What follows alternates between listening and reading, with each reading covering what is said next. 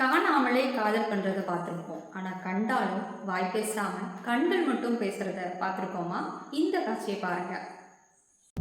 கண்ணிலேயே சொன்னாடி, வார்த்தையில இல்ல. கண்ணுலேயேவா? அது எப்படி? இந்த காட்சியில மட்டும் கிடையாதுங்க. தலைவனும் தலைவியும் காலங்காலமா கண்ணிலேயே பேசிட்டு வந்து இருக்காங்க.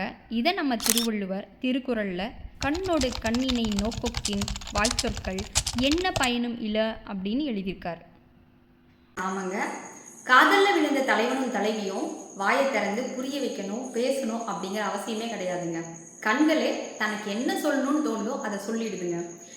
இந்த கருத்தை இது கதிரவேலின் காதல் படத்துல உன்னிடம் சொல்வதற்கு என் கதைப்பட காத்திருக்கு, இமைகளின் தந்திகளால் அதை கடத்திட சொல்வதற்கு அப்படிங்கிற பாடல் வரிகள்லையும், காக்க காக்க படத்துல பார்வைகளால் பல கதைகள் பேசிடலாம் அன்பே அன்பே அப்படிங்கிற பாடல் வரிகள்லையும் ஒளிந்திருக்கு.